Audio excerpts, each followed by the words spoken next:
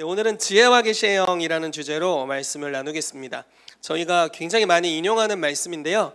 오늘은 이 부분을 좀 이렇게 깊이 있게 한 구절 한 구절을 좀 다루어 보는 시간을 갖기를 원합니다.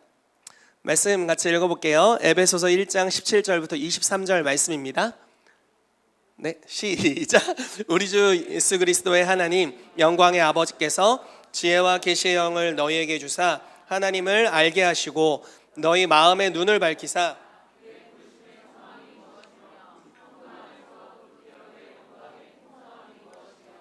그의 힘의 위력으로 역사하심을 따라 믿는 우리에게 베푸신 능력의 지극히 크심이 어떠한 것을 너희로 알게 하시기를 구하노라. 그의 능력이 그리스도 안에서 역사하사 죽은 자들 가운데서 다시 살리시고 하늘에서 자기의 오른편에 앉히사 모든 통치와 권세와 능력과 주권과 이 세상뿐 아니라 오는 세상에 일컫는 모든 이름 위에 뛰어나게 하시고 또 만물을 그의 발 아래에 복종하게 하시고 그를 만물 위에 교회의 머리로 삼으셨느니라. 교회는 그의 몸이니 만물 안에서 만물을 충만하게 하시는 이의 충만함이니라. 아멘. 우리 옆에 분에게 인사합시다. 지혜와 계시의 영을 받읍시다. 아멘. 아멘. 축복합니다. 지혜와 계시의 영이 임하기를 축복합니다. 아멘. 너무너무 좋은 거예요, 이거는. 자, 5가지 주제에 대해서 나눌 텐데요. 첫 번째로 하나님을 아는 것에 대해서 이야기를 하고자 합니다. 이 부분이 가장 중요하다고 생각이 들어요. 우리가 지혜와 계시의 영을 이야기하면 부르심에 대한 이야기들도 거기 있을 수 있고, 내가 어떤 기업을 주님으로부터 상속받았는지에 대한 내용이 있을 수도 있고, 하나님의 어떤 능력으로 지금 우리의 삶에 역사하는지, 이런 내용들이 있을 수 있는데, 사실 이 모든 것들의 핵심은 하나님을 아는 것에 있습니다. 여러분, 하나님을 아는 자가 되시기를 예수 이름으로 축복합니다. 지식 차원이 아니라 하나님을 선한 하나님으로 알게 되시기를 축복해요.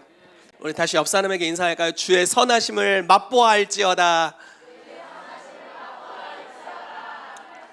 아멘. 아멘. 옆 사람 볼을 이렇게 한번 찍어서 맛을 보세요. 주님의 맛이 나는지 한번 찍어 맛보세요. 네, 그리고 두 번째, 우리가 부르심의 소망에 대한 이야기를 좀 해볼 거고요. 세 번째, 우리의 기업. 이건 이제 상속이라고 이야기할 수 있어요. 우리가 받은 상속이 무엇인지. 네 번째, 우리를 위해 역사하시는 그 능력이 얼마나 크신지에 대해서 볼 거고요. 또 마지막으로 우리가 세상을 향해 부르심을 받은 영역에 대해서 보고자 합니다. 제가 설교를 많이 하다 보니까 느끼는 게 이렇게 5개를 얘기하고 5개를 다 한 경우가 별로 없는 것 같아요. 그래서 제일 중요한 걸 앞쪽에 놓았습니다. 그래서 앞에 부분을 이해하면 이제 다 이해할 수 있는 영역이기 때문에 여기서 설교가 끝나면 그냥 그런 줄 아시고 그냥 이해하시면 되겠습니다. 자, 하나님을 아는 것에 대해서 좀 이야기하고자 합니다. 에베소 1장 17절 우리가 읽었는데요. 다시 한번 큰 목소리로 읽어볼게요. 시작. 우리 주 예수 그리스도의 하나님 영광의 아버지께서 지혜와 계시의 영을 너희에게 주사 하나님을 알게 하시고. 아멘. 자, 지혜와 계시의 영, 성령님을 이야기하고 있습니다. 성령님의 여러 특징 중에 한 영역을 이야기를 하고 있는 거예요. 성령님이 오시면 지혜도 주시고 계시도 주신대요. 자, 지혜라는 것은 이미 알고 있는 지식을 활용할 수 있는 능력에 대한 것이죠. 계시는 어떤 건가요? 감추어진 것을 열어 보여주다라는 뜻을 가지고 있습니다. 예를 들어 예수 그리스도께서 나를 위해 십자가에서 죽으신 사실이 이미 일어났지만 알지 못하다가 그것이 크리스마스 때도 우리가 듣게 되고 부활절 때 계란 받으러도 듣게 되다가 그냥 그런가 봐 하다가 어느 날 그게 깨달아지는 거죠. 알고 있었던 정보였는데 그게 나와 관련이 있다는 사실을 새로운 차원으로 깨닫게 되고 이 죽음이 나를 위한 것이었구나라는 게 열어 보여지게 되면서 계시를 받게 됩니다. 그리고 그 계시가 결국 믿음을 가져오게 되죠. 그래서 우리가 실제로 그것을 누리게 됩니다. 그래서 이 계시가 너무너무 중요한데요. 하나님을 아는 것도 계시의 영역에 속해 있다라는 거예요. 그래서 하나님이 하나님을 알려주셔야 하나님을 알 수 있습니다. 이게 무슨 말이야? 네. 하나님이 어떤 분인지를 알려줘야 하나님을 알 수 있다라는 것입니다. 그리고 하나님을 아는 것은 우리의 부르심을 아는 것보다도 훨씬 중요합니다. 왜냐하면 우리의 부르심은 우리가 아는 하나님의 모습을 반영할 것이기 때문에 그렇습니다. 저는 예전에 이제 섬겼던, 예전에 전도사로 사역을 했을 때 제가 가지고 있었던 하나님 이미지는 이런 이미지였어요. 주님은 열심히 하는 사람을 사용하셔. 그러니까 이 본심이 어디서 튀어나오냐면 여자친구한테 튀어나오더라고. 주님은 열심히 준비하는 사람을 사용하신다, 이렇게 믿었어요. 그래서 저도 열심히 준비했어요. 그리고 우리 아내가 되실 분에게도 열심히 준비해라 라고 이야기했습니다. 그래서 생일 선물로 제가 영어 공부책, 열심히 해야 돼, 그래야 주님이 쓰셔. 그게 트라우마가 되어서 아직도 우리가 영어를 잘 못해요. 그게 너무 트라우마야. 그래서 그냥 아주 로맨틱한 선물들을 해줬어야 되는데 미쳤었나 봐요. 그게 바로 하나님에 대한 오해로부터 시작된 거예요. 하나님은 열심히 하는 사람을 사용한다고 믿었어요. 아니에요. 하나님은 다 사용하실 수 있어요. 그리고 하나님은 우리를 너무너무 사랑하세요. 저는 열심을 내는 사람을 특별히 사랑한다고 믿었거든요. 근데 우리 가끔 이런 기도 하잖아요. 가끔 이제 어떤 분들이, 어떤 크리스찬들이 기도를 할 때 하나님, 정희택 목사님을 특별히 사랑해 주셔서 감사한다고. 뻥이야, 뻥. 뻥이에요. 그러실 리가 없어. 저만 특별히 사랑할 리가 없어요. 우리 모두 가장 특별히 사랑하세요. 그래서 우리 모두가 어마어마한 사랑을 받고 있어요. 그렇죠? 그러니까 이런 오해들로부터 무언가가 시작되는 거예요. 그러면 왜곡이 생기게 됩니다. 제가 갑자기 훅 들어가는 걸 수도 있는데 여러 가지 이야기를 좀 해볼게요. 사도행전 8장에 보면은요, 빌립이 사마리아 성에서 복음을 증거합니다. 근데 표적과 기사를 통해 복음을 증거했는데 그게 얼마나 놀라웠는지 그리스도인이 아닌 비그리스도인이 볼 때도 대박인 거예요, 저거는. 그래서 그 지역에 마술사 시몬이라는 사람이 있었는데 그 마술사가 저걸 따라하고 싶었어요. 따라하고 싶어서 그리스도인이 됐어요. 얼마나 표적과, 그러니까 마술사니까 이런 초자연적인 현상에 관심이 많았겠죠. 따라하고 싶어서 그리스도인이 됐어. 여기까지 괜찮아. 근데 베드로와 요한이 와서 사람들에게 손을 얹는데 성령 세례가 임하는 거예요. 그러면서 방언도 하고 예언도 하고 이런 표징들이, 또 다른 종류의 표징들이 일어나기 시작하는 겁니다. 그래서 저걸 보니까 진짜 저걸 너무 갖고 싶은 거예요. 그래서 시몬이 어떻게 합니까? 베드로에게 돈 갖고 왔어요. 돈 갖고 왔어, 돈. 돈을 주면서 뭐라고 얘기하냐면 저에게도 그 능력을 주세요. 그래서 제가 안수하는 사람도 성령 받게 해주세요. 자, 요구가 나쁜 겁니까? 자, 잘 분별해 보세요, 여러분.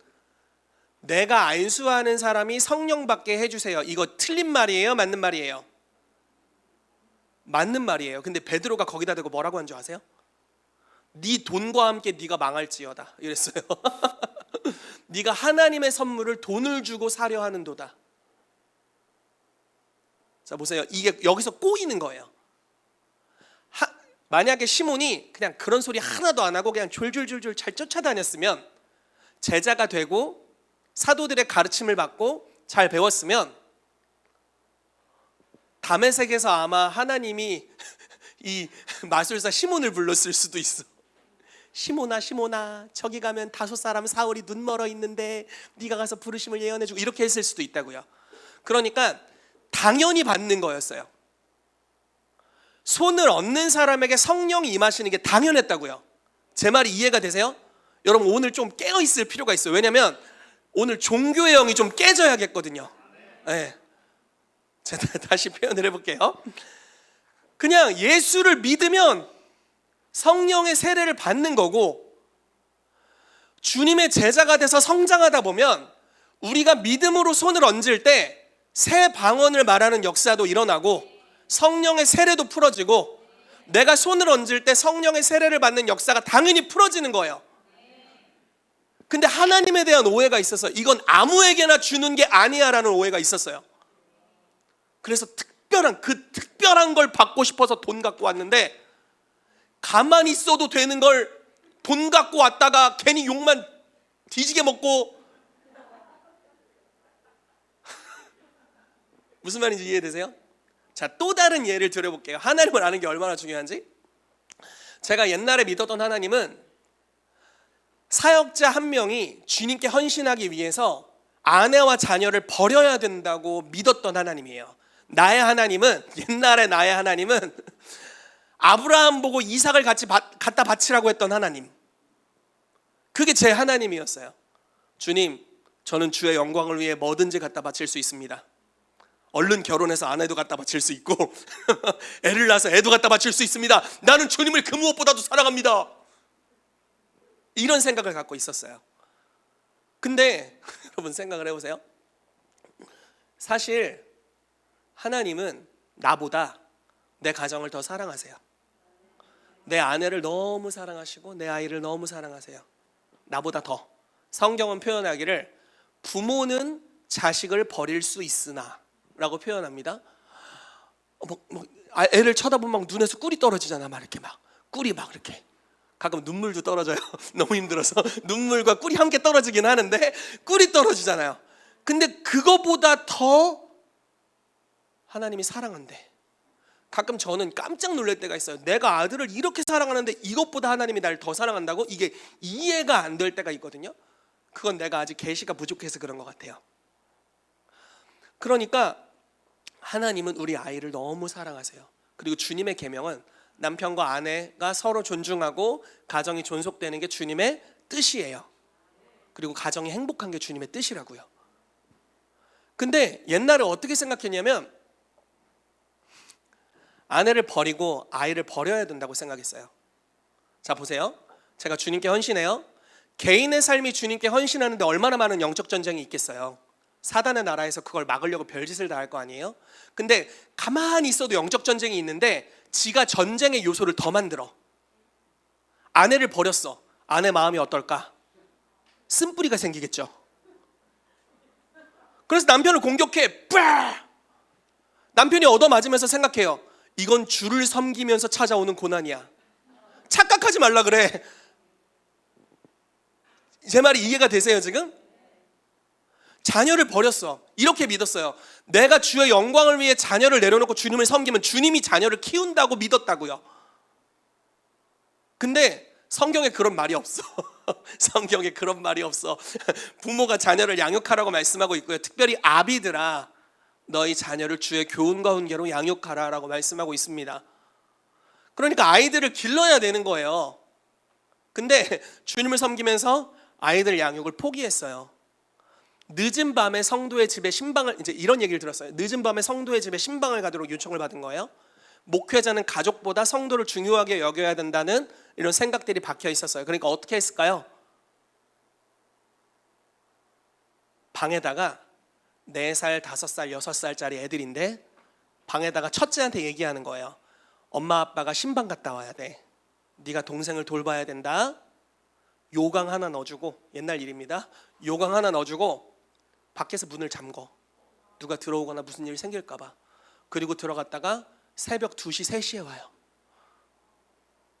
문을 따고 집에 들어가 봤더니 막내는 울다가 지쳐서 잠들었고 둘째도 지쳐 잠들었고 첫째는 애를 돌보다 지쳤어. 상처가 있겠어요, 없겠어요? 있겠죠. 사춘기가 되면 이제 다 드러나는 거야, 상처가. 그럼 어떻게 됩니까? 난리도 아니겠죠. 그럼 목회자는 생각하기를 내가 주의 영광을 위해 고난을 받는다. 이건 영적 전쟁이야 라고 생각하겠지만 아니에요. 미련함에 대한 대가를 지불하는 것 뿐이에요. 제가 무슨 말을 하는지 이해가 되시나요? 이런 말도 안 되는 하나님에 대한 오해로부터 벌어진 쓸데없는 싸움이 얼마나 많은지 몰라요. 자, 하나님과 재물을 겸하여 섬길 수 없다라는 말씀 여러분 믿으시죠? 여러분 하나님을 만몬보다 더 사랑하시길 축복합니다. 여러분 하나님이 여러분들에게 최고의 가치가 되기를 예수 이름으로 축복합니다. 근데 그 주님이 말씀하시기를 돈은 범사에 응용이 된다라고 말씀하셨어요. 그리고 손을 부지런히 해서 재정을 창출하라고 말씀하셨습니다. 근데 우리가 어떻게 생각하냐면 너무 열심히 돈을 벌면 안 돼라고 믿게 됐어요. 어디서부터 이런 게 왔나 모르겠어. 그럼 어떻게 돼요? 열심히 일하지 않게 되겠죠. 그리고 가난해지겠죠. 그러면서 주님을 섬기기 때문에 따라오는 어쩔 수 없는 대가 지불이라고 여기고 따라가요. 근데 사실 주님이 그렇게 말씀하신 적이 없어요. 중간에 종교의 영이 개입한 거예요.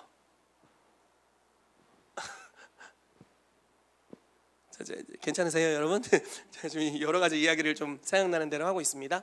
하나님을 바로하는 게 너무 중요합니다.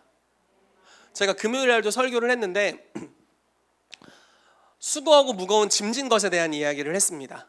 자, 한번 보세요. 주님은 말씀하시기를 수고하고 무거운 짐진 자들아 다 내게로 오라 내가 너희를 쉬게 하리라 라고 말씀하셨어요. 자, 주님을 따라가면 사실은 짐이 많아지지 않는다는 거예요. 그리고 멍에가 가볍대요. 그러니까 순종하기가 사실 쉽대요. 근데 우리가 그 자격을 너무 어렵게 만들어 놓는 것 같아요. 제가 근래 아내랑 대화를 하면서 이런 이야기를 했어요. 금요일에도 이야기했지만 기름 부으심이 개인적으로 증가되는 걸 제가 느껴요. 요즘 좋은 소식이죠. 네, 좋은 소식이에요. 막 떨어지는 것 같아요. 막 이런 것보다 낫잖아요. 네, 목사가 기름 부으심이 증가되는 걸 느끼고 있어요. 근데 솔직하게 고백을 하자면 너무 바빠서 기도할 시간도 목사 심지어 설교를 막 차에서 준비하는 적도 많아요. 근데 기름 부으심이 정말 계속 증가되고 있어요. 아내랑 이렇게 차를 타고 드라이브를 하면서 대화를 하면서 물어봤어요. 기름 부으심이 증가되는 비결이 뭔 것 같아? 그랬더니 아내가 부부연합이지. 푹 하고 주먹 이렇게 우리가 주먹으로 하이파이브를 했습니다. 어떤 사람은 이렇게 생각해요. 아내와 노닥거릴 시간에 성경 봐야지, 기도해야지. 그럴 시간이 어딨어? 주의 영광을 위해 그런 건 내려놓는 거야. 이렇게 생각한다고요. 일반적으로 그렇게 생각해요. 근데 저는 마음이 달라요. 아내와 함께 대화하고 시간을 보내는 것은 주의 뜻에 순종하는 것이다라고 믿어요. 주님이 이걸 기뻐하시거든요. 그래서 이 순종하는 것이 나의 기름 부음을 증가시킨다고 믿습니다. 오늘 예배 왔는데 매 예배마다 그렇지만 우리 아들이 돌아다녔다가 왔다가 갔다가 막 안으라고 했다가 뛰니까 잡으라고 했다가, 그러니까 제가 어떠냐면 손을 들고 예배하다가 손을 들고 예배하다가 이러다가 올라오거든요. 그럼 여러분 어떤 생각이 들겠어요? 야, 내가 임재 안에 들어가려는 걸 제발 방해 좀 하지 마. 이렇게 할 수 있잖아요. 이해되세요? 무슨 말인지? 야, 임재 안에 들어가려고 하는데 좀 가만히 좀 있어. 이렇게 할 수 있는데 제가 믿음이 있어요. 어떤 믿음이냐면 아이를 돌보는 건 부모에게 주신 명령이고 나는 하나님의 말씀에 순종하기 때문에 해도 난 기름 부음 안에 더 깊이 들어가고 있다. 이렇게 믿어요. 뻔뻔해지자는 게 아니라 이게 성경적인 거라고요. 자, 하나님에 대한 오해가 있을 수 있어요.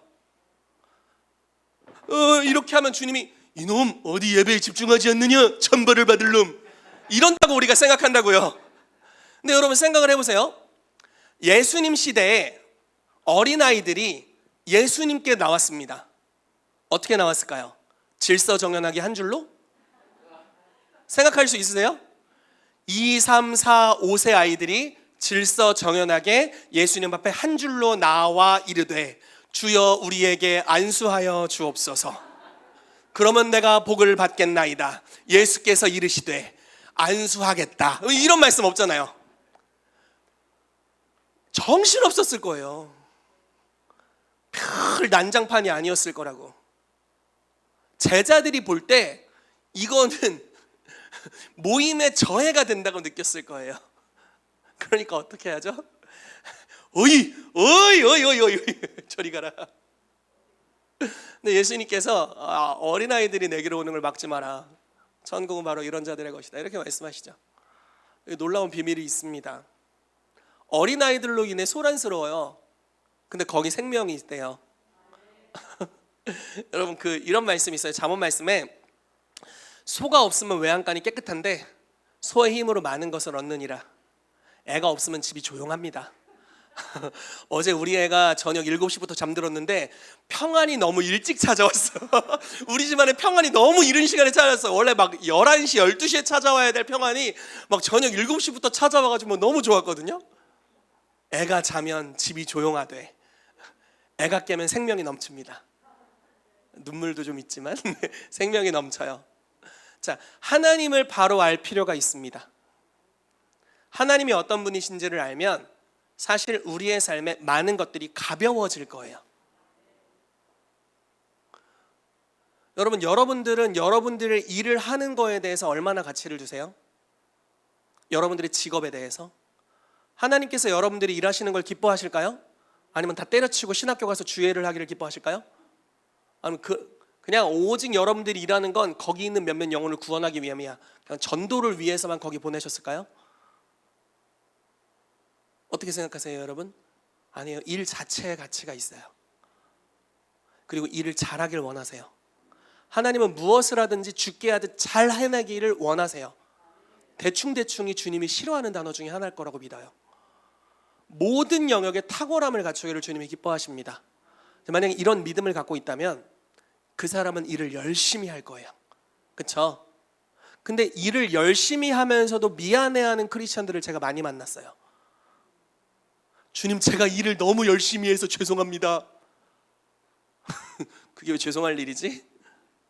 그게 왜 죄송할 일입니까? 혼자 막 화내고 떠들고 난리 피는 것 같은데 그건 죄송할 일이 아니죠. 그건 순종하는 거잖아요. 그래서 그렇게 하는 분들에게 기름 부으심이 더 입혀질 거예요. 아멘. 자, 여러분, 우리가 하나님을 바르게 할 때, 확장적으로 할 때 많은 짐들이 사라질 것입니다. 아내를 사랑하는 것, 남편을 사랑하는 것, 둘이 데이트 시간을 갖는 것, 순종이야, 순종. 기도 모임에 오는 것만큼이나 가치 있어요. 아멘. 내가 노는 걸 다 여기서 말씀으로 막 이렇게 방어하려고 하는 게 아니라 그게 성경적인 거라고요, 여러분. 여러분, 하나님은 너무너무 좋은 분이십니다. 우리가 그분의 선하심을 더 많이 알게 되기를 예수 그리스도의 이름으로 축복합니다. 하나님은 여러분들의 가정을 소중히 여기시고 여러분들의 직장을 소중히 여기시고요, 여러분들의 자녀들을 소중히 여기십니다. 예전에 제가 이런 얘기도 들어봤습니다. 교회에서 자기 아이를 너무 이뻐하는 티를 내면 안 된대. 다른 애들이 질투하니까. 특히 목사님은 자기 애를 이뻐하는 티를 내면 안 된대요. 왜냐면 성도들이 질투를 느낀대요. 이게 얼마나 어리석은 말인지 여러분 이해되세요? 오늘부터 내가 요한이를 진짜 이뻐해 보겠어. 자, 잘 보세요. 장로의 자격이 뭐냐면 자녀를 잘 양육해서 책망받게 하지 않는 자여야만 목사가 될 수 있고 장로가 될 수 있어요. 그게 장로의 자격 요건, 교회 직분자의 자격 요건입니다. 사랑의 표현을 안 받고 자란 아이가 어떻게 잘 자랄 수 있죠? 말도 안 되는 소리죠. 이런 게 종교의 영으로부터 온 잘못된 것들입니다. 이런 것들이 끊어지게 되기를 축복해요. 자, 우리 부모님들 자기 자녀들을 특별히 사랑하시기를 축복합니다. 네, 특별히 사랑하세요. 여러분들의 아이들을 향해서 사랑을 마음껏 표현하십시오. 이거는 질투를 가져오는 게 아니에요. 이거는 풍성한 것입니다. 그렇다고 옆에 저리 가! 우리 애만 이뻐! 이러지 마시고 이러지 마시고 너도 이쁘다, 너도 이쁘다 이렇게 하셔야죠. 네, 그래서 사랑이 풍성하게 나누어지게 되기를 예수 이름으로 축복합니다. 아멘. 너무 흥분했지만 지혜와 계시의 영이면 우리가 하나님이 어떤 분인지를 알게 됩니다. 다른 부분을 또 좀 이야기를 해볼게요. 여러분들은 요즘 예배를 드리면서 어떤 하나님을 만나고 있죠? 여러분들이 요즘 경험하는 하나님 좀 이야기해 보실래요? 네, 사랑의 하나님이요. 너무너무 좋은 이야기입니다. 네, 또 이야기해 보세요. 네, 선하신 하나님. 좋아요. 또.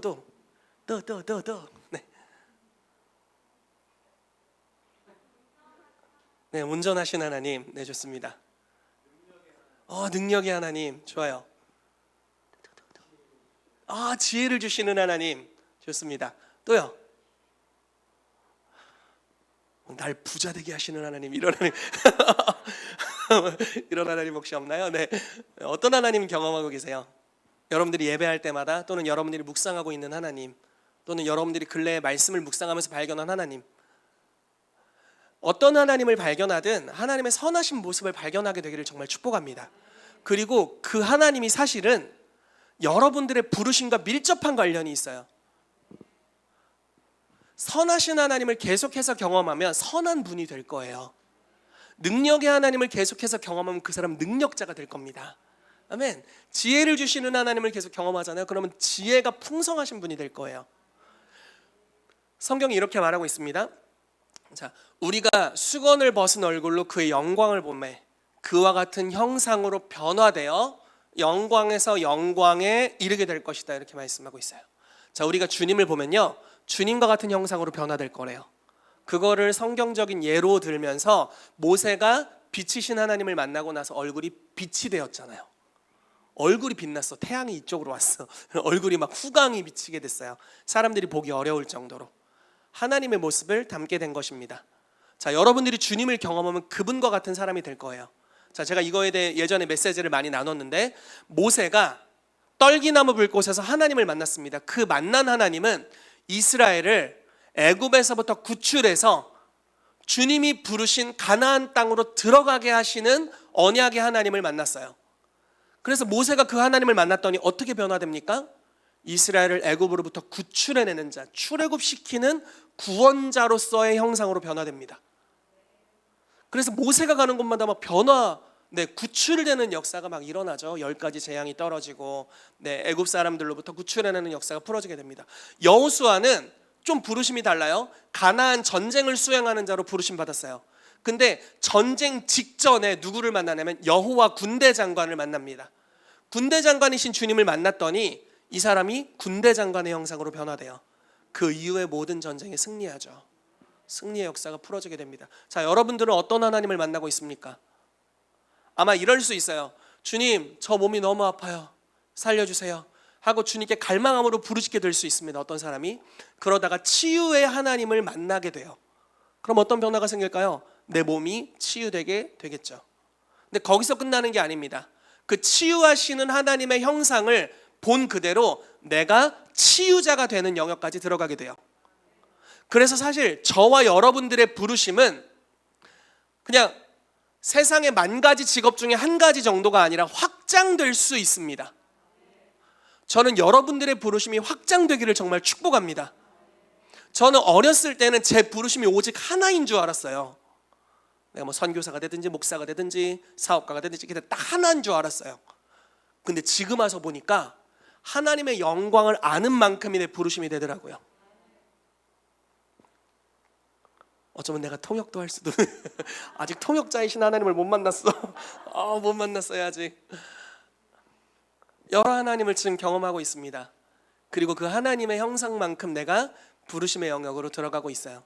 여러분들에게 그러한 은혜가 있게 되기를 축복합니다. 하나님의 영광을 아는 지혜와 지식이 더 넘치게 되기를 축복합니다. 아멘. 다시 옆 사람에게 인사합시다. 지혜와 계시의 영을 받읍시다. 아멘, 아멘, 아멘. 자, 에베소서 1장 18절에 이제 부르심의 소망에 대한 이야기를 하고 있습니다. 너희 마음의 눈을 밝히사 그의 부르심의 소망이 무엇이며. 자, 여러분들을 향한 부르심이 무엇인지 아시는 분들 계세요? 내가 뭐 100%까지는 아니어도 대략 안다. 난 내 부르심을 안다. 자, 모르시는 분들은 저녁 9시까지 처리하고 가시기 알 때까지 기도하고 집에 못 돌아가시기 바랍니다. 아셔야 돼요. 내 부르심이 뭔지를 모르면 안 돼요, 여러분. 하나님이 어떤 목적으로 날 이 땅에 불렀는지를 반드시 알아야 합니다.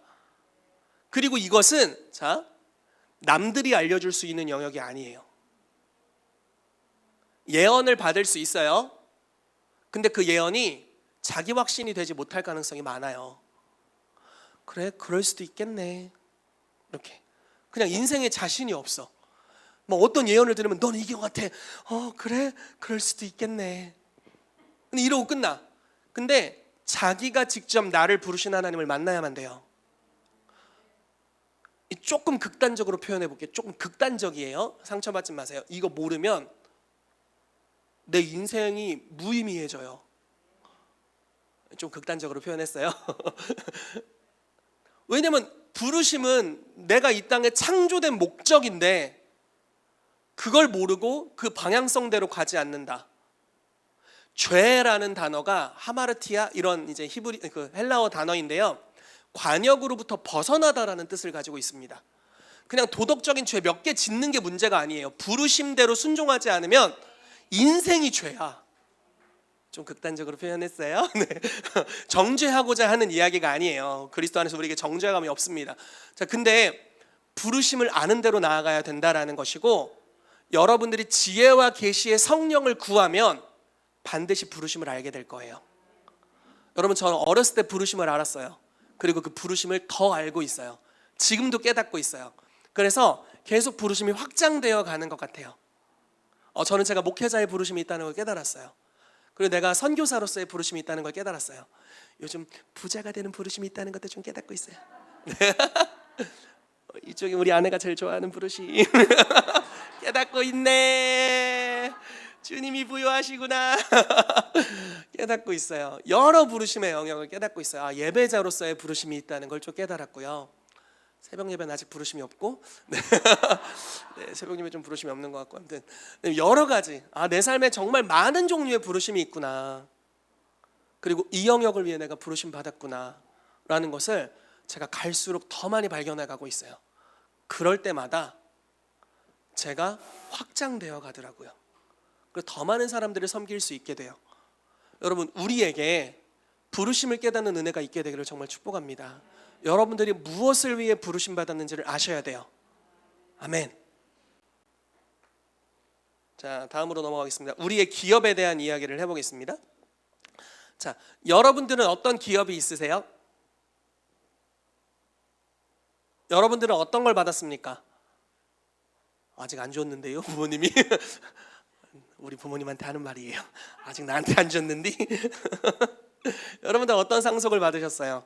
자, 이거를 좀 몇 가지 영역으로 얘기를 해볼게요. 첫 번째는 우리의 친가와 외가로부터 하나님이 구속사적으로 주신 상속이 있어요. 자, 구속사적이라는 건 무엇이냐면 하나님께서 어떤 가문을 일으키실 때 그 가문에게 특별한 축복과 은사를 주셨다라는 거예요. 여러분, 그런 얘기 들어보신 적 있죠? 한국인들은 해외 나가면 무조건 교회를 세운대요. 중국인들은 해외 나가면 무조건 식당을 세운대요. 짱이야, 짱이야. 화교들이 있는 곳에는 식당이 즐비합니다. 한국인들은 어디를 가든지 공동체를 이루고 교회를 세운대요. 특별한 부르심이에요. 전 세계에서 한국 사람 기도가 제일 시끄러운 거 아세요? 기도하는 민족입니다. 기도의 부르심이 있어요. 이게 한국 민족에게 주신 고유한 은사예요. 이런 걸 구속사적인 은사라고 합니다. 근데 이것이 쪼개질 수도 있어요. 그러니까 좀 더 디테일하게 여러분들의 가정 가운데 있을 수 있다는 거예요. 내 친가의 부르심이 있을 수 있어요. 내 외가의 부르심이 있을 수 있습니다. 우리 친가, 우리 아버지들은 다 사업하시는 분들이셨어요. 그리고 우리 자녀들 중에, 우리 사촌들 중에 사업하는 사촌들이 있는데 너무 감사하게도 우리 아버지들이 잘 됐을 때보다 훨씬 빨리 훨씬 많이 잘 됐어요. 그래서 우리는 목회를 하고 있어서 아직 그렇진 않은데 저와 저희 형은 이제 목회를 하고 있지만 저희 이제 사업하는 사촌들은 저희 아버지 때보다도 훨씬 더 고수익이고요. 훨씬 더 사업이 확장되어 있는 걸로 제가 듣고 있습니다. 근데 이게 왜 그럴까요? 흐르기 때문이에요. 가계적인 축복이 흐릅니다. 저희 외가분들은 말씀을 굉장히 잘하세요. 저희 어머니와 대화해 보신 분들은 아시겠지만 목소리가 하이톤에 까랑까랑 하십니다. 그래서 저희 어머니가 예전에 저를 깨우실 때 제가 알람이 필요 없었어요. 희태가 일어나 하면 이제 잠이 축사돼. 잠이 축사돼. 막 떠나가요. 막 가기 싫어 하면서 막 잠이 떠나가요. 그럼 이제 바로 일어날 수 있어요. 이게 저희 집안의 목소리입니다. 발음이 엄청 또박또박하세요. 근데 외가 식구들이 다 그랬던 것 같아요. 말씀을 너무너무 잘하시고 또박또박합니다.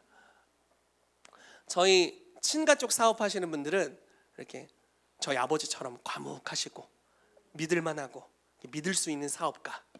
그래서 이렇게 거래가 신용이 있어서 계속되는 이렇게 사업을 성공하셨어요. 저희 아버지들이. 우리 외가는 말씀을 너무 잘하셨어요. 저는 어느 쪽? 친가 쪽. 네. 과묵한 쪽. 이렇게 딱 보기만 해도 믿음이 오는 그쪽이잖아요. 딱 보면 분별이 오잖아요, 여러분. 네, 친가의 축복이 세구나 이렇게. 저는 외가 쪽이 많이 있죠. 네. 네, 여러분 다 영분별 있으시잖아요. 외가 쪽에 축복이 많이 있죠.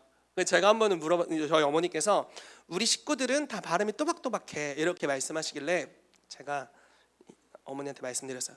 엄마, 형은 안 그렇잖아요? 그랬더니 저희 어머니가 형은 아빠 닮았잖아. 아, 과묵한 쪽이구나.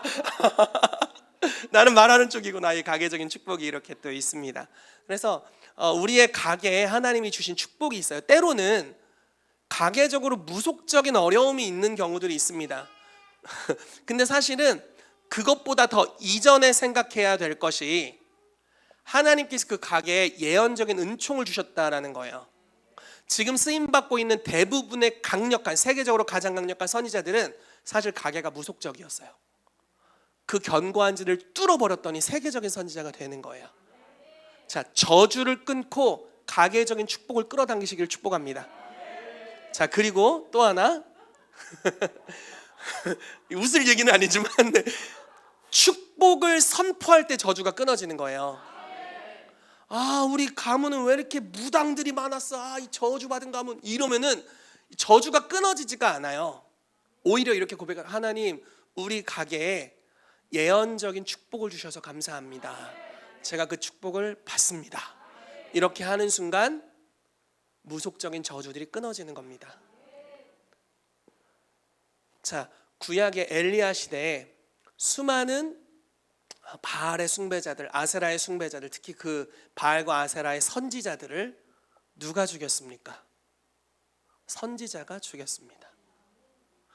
진짜 선지자가 일어나면 무속적인 영들은 패하게 됩니다.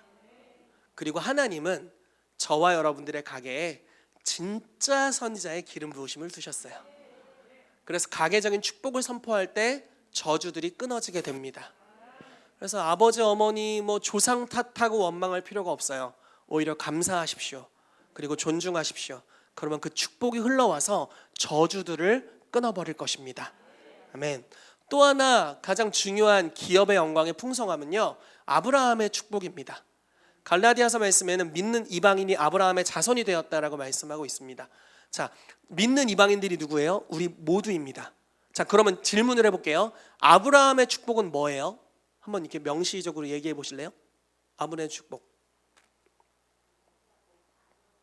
네, 자녀의 축복, 다산, 하늘의 별과 같이, 바다의 모래와 같이. 네, 또 뭐가 있을까요?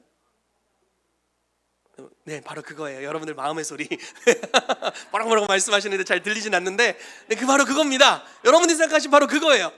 자, 왜 이렇게 확신할 수 있냐면 성경에 기록된 모든 축복이 다 아브라함의 축복이에요. 성경에 기록된 축복 중에 예외가 없어요. 아브라함의 복이라고 할 때 거기 예외가 없어요. 성경에 기록된 하나님이 주신 모든 종류의 축복은 아브라함의 축복이에요. 자, 그렇다는 건 저와 여러분들이 아브라함의 자손이고 성경에 기록된 모든 복을 상속하는 자들이다 라는 것입니다. 그래서 여러분, 모든 복을 끌어당기시기를 축복합니다. 그 모든 복을 가진 자로서 다른 이들을 축복하시기를 축복해요. 예전에 빌 존슨 목사님이 이런 얘기를 하셨어요. 당신의 지갑에 무엇이 있습니까?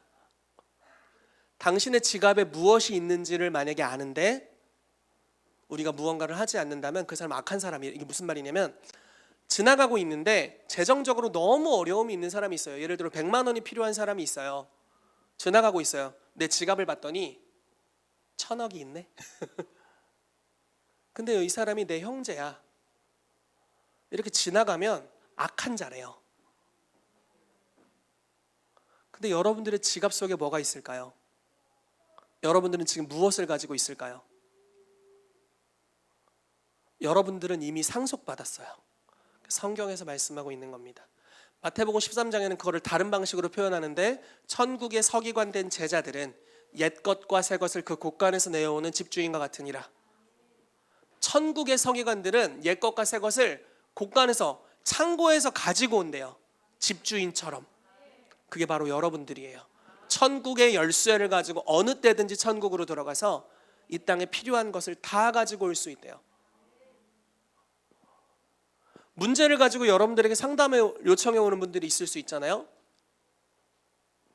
저 이거 문제가 많아요. 도와주세요. 그래, 나도 네가 골칫거리야. 이러고 돌려보내면 안 되고 그 사람을 향해서 하늘에는 해결책이 있다고요. 우리가 들으려고 한다면 들을 수 있습니다. 질병이 있는 사람들에게 하늘에는 그 치유의 능력이 있어요. 그래서 그걸 가져다 쓸 수 있다라는 것입니다. 아브라함의 복이 바로 이런 것입니다. 모든 것에 관련된 축복. 다른 말로 해서 세상은 여러분들이 문제를 해결해 주기를 기다리고 있습니다. 자연스럽게 마지막으로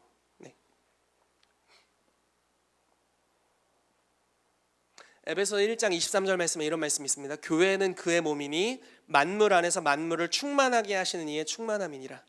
자, 교회는 만물, 세상을 충만하게 하시는 분이 충만한 거다. 좀 표현이 독특한데 쉽게 말해서 하나님은 세상을 변화시키시는 분이다. 세상의 모든 문제를 해결하시는 분이다. 이 세상을 하나님의 나라와 같이 바꾸는 분이다라고 말하고 있고, 교회가 바로 그분이 성령 충만한 상태다 이렇게 표현하는 거예요. 그러니까 교회는 어마어마한 존재예요. 그래서 모든 피조 세계가 고대하는 것이 하나님의 아들들, 하나님의 자녀들이 나타난 것을 고대하고 있다고 말씀하고 있습니다.